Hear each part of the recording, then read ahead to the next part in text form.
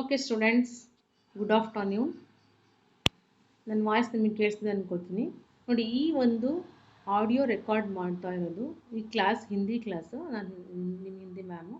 ಯಾವ students first ಇಯರ್ನ second ಇಯರಿಗೆ ಬಂದಿರಲ್ಲ, ಅವ್ರಿಗೆ ಯಾರಿಗೆ ನೆಟ್ವರ್ಕ್ ಕವರೇಜ್ ಸಿಗ್ತಾ ಇಲ್ಲ, ಲೈವ್ ಕ್ಲಾಸನ್ನು ಜಾಯಿನ್ ಮಾಡೋಕ್ಕಾಗ್ತಾ ಇಲ್ವೋ ಅವರಿಗೋಸ್ಕರ ಈ ಒಂದು ಕ್ಲಾಸನ್ನು ನಾನು ರೆಕಾರ್ಡ್ ಮಾಡಿ ಕಳಿಸ್ತಾ ಇದ್ದೀನಿ. ಓಕೆನಾ? ನೋಡಿ, ಫಸ್ಟ್ ಆಫ್ ಆಲ್ ನಿಮಗೆ ನಾನು ಆಲ್ರೆಡಿ ಕ್ಲಾಸನ್ನು ಸ್ಟಾರ್ಟ್ ಮಾಡಿ 2ನೇ ಕ್ಲಾಸು ಲೆಸನ್ನು ಸ್ಟಾರ್ಟ್ ಆಗೋಗಿದೆ. ನಿಮಗೆ ಈ ಕ್ಲಾಸಲ್ಲಿ ಇಂಟ್ರೊಡಕ್ಷನ್ ಕೊಟ್ಟು ನೆಕ್ಸ್ಟ್ ಕ್ಲಾಸಿಂದ ನಿಮಗೆ ಲೆಸನ್ ಸ್ಟಾರ್ಟ್ ಮಾಡ್ತೀನಿ. ನೋಡಿ, ನಿಮಗೆ ಮೊದಲನೇದಾಗಿ ಸೆಕೆಂಡ್ ಇಯರ್ ನೀವು ಆಲ್ರೆಡಿ ಬಂದಿದ್ದೀರಾ. ಸೆಕೆಂಡ್ ಇಯರ್ನಲ್ಲಿ ಹಿಂದಿಯಲ್ಲಿ ನಿಮಗೆ ಗದ್ಯ ಭಾಗ, ಪದ್ಯ ಭಾಗ, ಏಕಾಂಕಿ, ಅಪಠಿತ ಭಾಗ ಅಂತ 3 ಭಾಗ ಇರುತ್ತೆ. ಗದ್ಯ ಭಾಗದಲ್ಲಿ ಲೆಸನ್ಸ್ ನಿಮಗೆ ಗೊತ್ತಿರೋಗೆ ಲೆಸನ್ಸ್ ಇರುತ್ತೆ.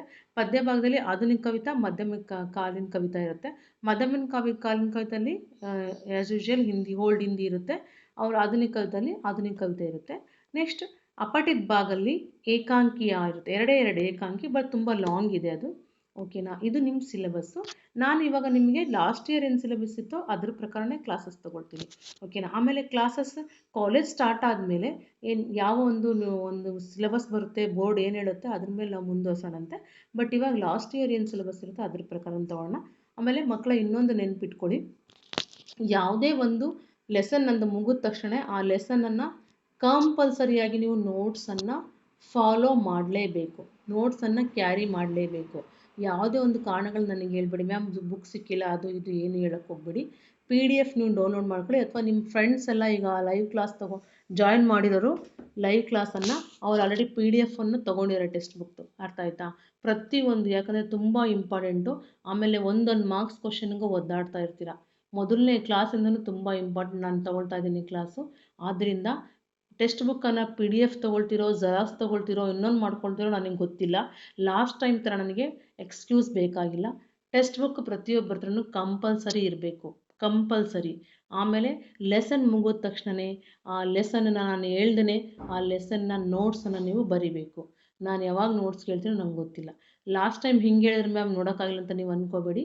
ಯಾಕಂದರೆ ಲಾಸ್ಟ್ ಟೈಮ್ ಸಿಚುವೇಶನ್ ಹೆಂಗಿತ್ತು ಅಂತ ನಿಮಗೂ ಗೊತ್ತಿದೆ. ಟೈಮ್ ಹೇಗೆ ಚೇಂಜ್ ಆಯಿತು ಅಂತ. ಆದರೆ ಈ ಸರಿ ಮಾತ್ರ ನಮಗೆ ಫುಲ್ ಟೈಮ್ ಸಿಗ್ತಾ ಇದೆ, ಫುಲ್ ಟೈಮ್. ಆದ್ದರಿಂದ ನೀವು ಪ್ರತಿಯೊಬ್ಬರು ಕೂಡ ಏನು ಮಾಡಬೇಕು, ನೋಟ್ಸನ್ನು ಕ್ಯಾರಿ ಮಾಡಬೇಕು. ಅರ್ಥ ಆಯ್ತಾ?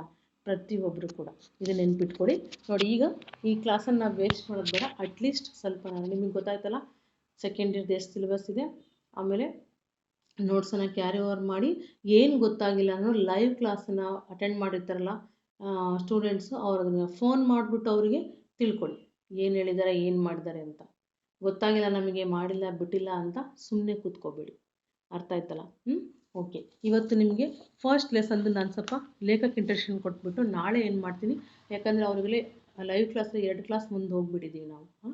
ಆದ್ದರಿಂದ ನಿಮಗೂ ಕೂಡ ಅಲ್ಲಿಗೆ ಜಾಯಿನ್ ಮಾಡಲಿಕ್ಕೆ ನಾನೇನು ಮಾಡ್ತೀನಿ, ಇವತ್ತು ಲೇಖಕ ಪರಿಚಯ ತುಂಬ ಅವರಿಗೆ ಡೀಪಾಗಿ ಕೊಟ್ಟಿದ್ದೆ. ನಿಮ್ಗೆ ಸ್ವಲ್ಪ ಬ್ರೀಫಾಗಿ ಕೊಟ್ಬಿಟ್ಟು ಆಮೇಲೆ ಲೆಸನ್ನು ಸ್ಟಾರ್ಟ್ ಮಾಡ್ತೀನಿ. ಇವತ್ತು ಲೇಖಕ ಪರಿಚಯ ಮಾತ್ರ ನೋಡೋಣ. ನೆಕ್ಸ್ಟ್ ಕ್ಲಾಸಿಂದ ನಾನು ಲೆಸನನ್ನು ನಿಮಗೆ ಸ್ಟಾರ್ಟ್ ಮಾಡ್ತೀನಿ. ನೋಡಿ, ಮೊದಲನೇದಾಗಿ ನಿಮಗೆ ಮೊದಲನೇ ಲೆಸನ್ ಇರೋದು ಸುಜಾನ್ ಭಗತ್. ಓಕೆನಾ? ಸುಜಾನ್ ಭಗತ್ लेखक है प्रेमचंद. लेखक कौन है? प्रेमचंद. ನೀವು ಫಸ್ಟ್ ಇಯರಲ್ಲೂ ಕೇಳಿದಿರ ಮುನ್ಷಿ ಪ್ರೇಮಚಂದ್ ಅಂತ. ಒಂದು ನೆನ್ಪಿಟ್ಕೊಳ್ಳಿ, ಯಾವ ಲೇಖಕರದು, ಕೆಲವರು ಲೇಖಕರದು ರಿಯಲ್ ಹೆಸರು ಇರೋದೇ ಇಲ್ಲ. ಈ ಪ್ರೇಮಚಂದ್ ಅಂತ ನೀವು ಕೇಳಿದಿರಲ್ಲ, उनका नाम बहु अलग अलग साहित्य में अलग अलग है. देखिए, उर्दू में वो नवाब राय से लिखते हैं, हिंदी में धनपत राय से लिखते हैं, उपन्यास कहानी में प्रेमचंद लिखते हैं. गुलाब राय नाम से भी उन्होंने लेख लिखे हैं.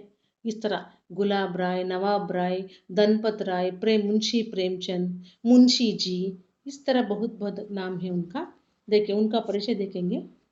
उपन्यास सम्राट मुंशी प्रेमचंद का जन्म 31 जुलाई सन 1880 को काशी के निकट लम्ही नामक गांव में हुआ था. पता चला आप लोगों को? उपन्यास सम्राट, हिंदी साहित्य के उपन्यास सम्राट आज भी कौन कहलाता है? यही मुंशी प्रेमचंद जी है और कोई नहीं है. ठीक है?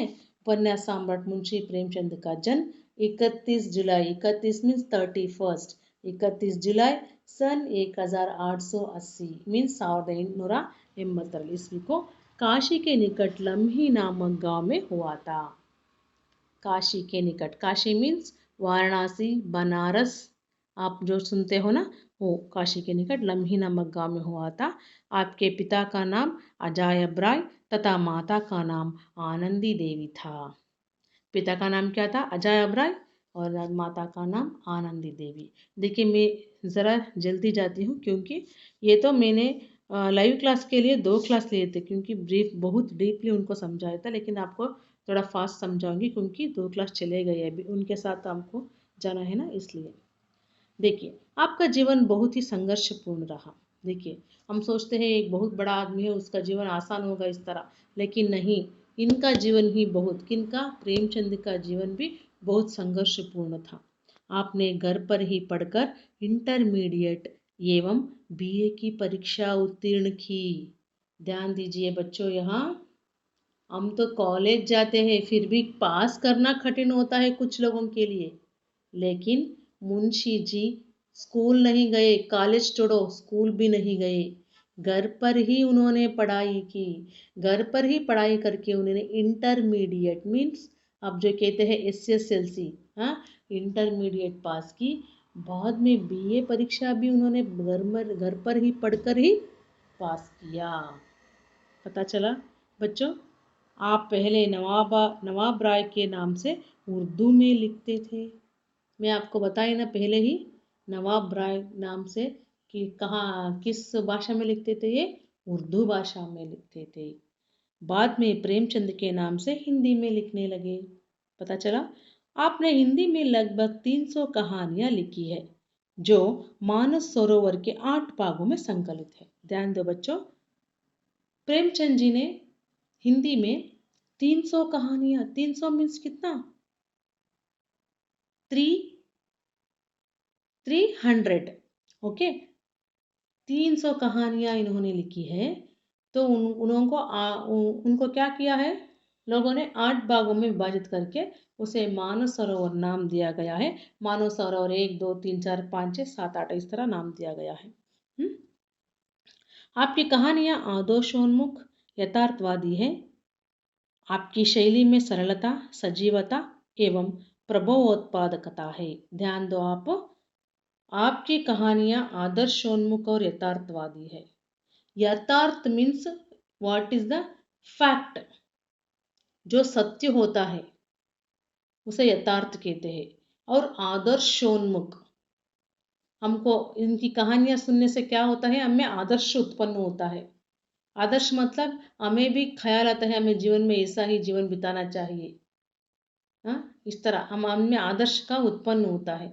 इस तरह आदर्शोन्मुख और यथार्थवादी है। आपकी शैली सरलता और सजीवता एवं प्रभावोत्पादकता है। आपकी शैली मीन्स मेथड। आप ये जो लिखते हैं कहानियाँ, कथा, उपन्यास जो भी लिखते हैं ना, इसमें एक शैली। देखिए ये एक इसको समझाना है तो आपको मुझे जाना पड़ेगा साहित्य में। साहित्य में बहुत विभाग है। कथा, एक कहानी है उसको कैसा लिखना चाहिए, उसके क्या नियम है। एक नाटक है तो उसको कैसा लिखना चाहिए, उसका क्या नियम है। एक एकांकी है और एक उपन्यास है तो उसके बहुत नियम है, उसी के अनुसार से लिखना चाहिए। इसे इसमें आता है ये शब्द शैली, सरलता, सजीवता, प्रभाव, ये सब उसमें आता है। इनकी कहानियों में क्या है? शैली मीन्स मेथड में सरलता थी। कुछ समझने में हमें कठिन होता है ना कुछ भाषा को, लेकिन इनकी भाषा क्या थी? सरलता थी। सजीवता मीन्स उसमें प्राण लगता था। हमें लगता है सजीवता मीन्स हमें लगता है कि उस कहानी को पढ़ रहे हैं तो हमें लगता है हमारी ही कहानी है ये, इस तरह लगता है। और प्रभावात्मकता, हम मोटिवेट होते हैं उससे, उस कहानी को सुनने से। मुहावरेदार भाषा का प्रयोग आपकी विशेषता है।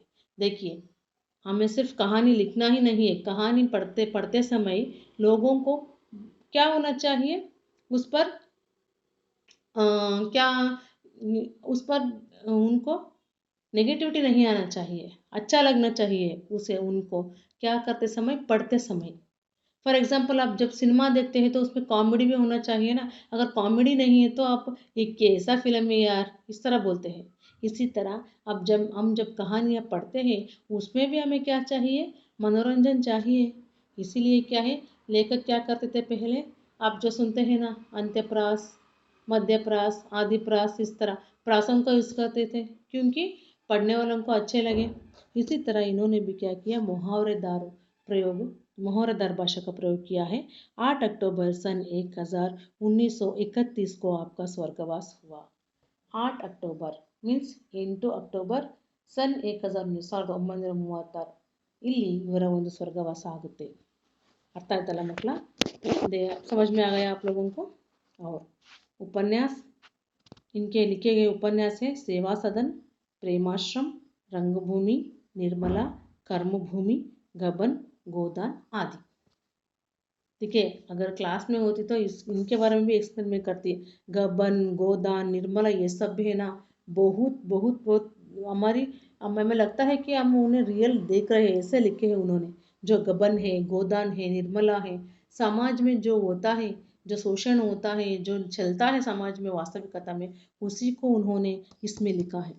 ठीक है, और नाटक करबला, संग्राम, प्रेम की वेदी आदि, और निबंध साहित्य का उद्देश्य स्वराज्य के फायदे, कुछ विचार आदि। इस तरह इनका जो परिचय हमें प्राप्त हुआ। देखिए, सुजान भगत कहानी ग्राम्य जीवन के परिवेश से संबंधित है। आगे लेखक क्या कर रहे हैं, जो हम आपके लिए रखा गया सुजान भगत पाठ, उसका परिचय दे रहे हैं। सुजान भगत कहानी ग्राम्य जीवन के परिवेश से संबंधित है। ग्राम्य जीवन मीन्स ग्रामीण जीवन। किसान सुजान भगत बनने के बाद गांव में उसकी प्रतिष्ठा बढ़ जाती है।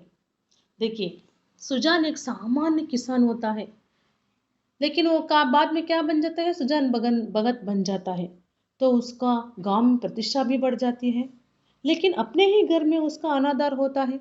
देखिए, सामान्य किसान सुजान भगत बन जाता है, भगत मीन्स भक्त बन जाता है, तो उसका प्रतिष्ठा गांव में तो बढ़ जाता है, लेकिन अपने ही घर में उसका अनादर होने लगता है।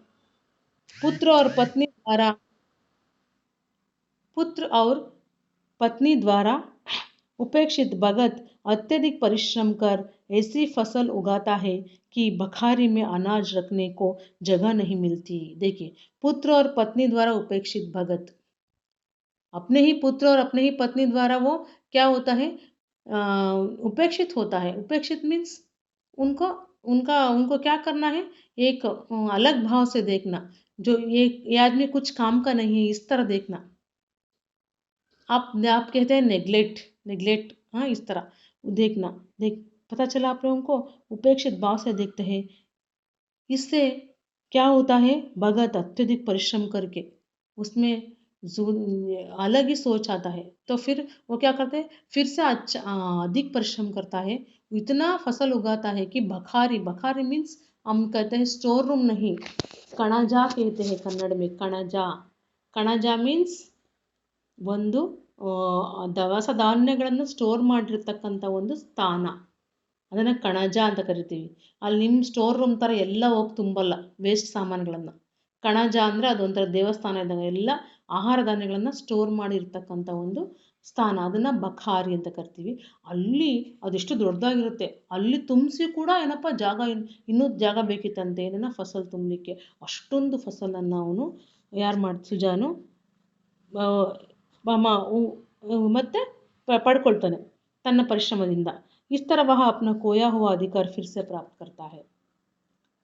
किस तरह, इस कथा में क्या है, सुजान भगत कैसे बनता है, गांव में उसका आदर कैसा होता है, घर में उसका अनादर कैसे होता है, और घर में पत्नी और पुत्र से वह कैसे उपेक्षित होता है, बाद में उसका आभास कैसे होता है, उसको कैसे रियलाइज होता है कि वो जो कर रहा है उसका अनादर क्यों हो रहा है, कैसे हो रहा है और क्यों हो रहा है, और वो समझने के बाद वो फिर से कैसे परिश्रम करता है और कैसे उतना अनाज उगाता है जो बखारी में रखने को जगह नहीं होता। हाँ, ये सब हम क्या करेंगे, क्लास स्टार्ट होता है ना पार्ट, उसमें समझेंगे।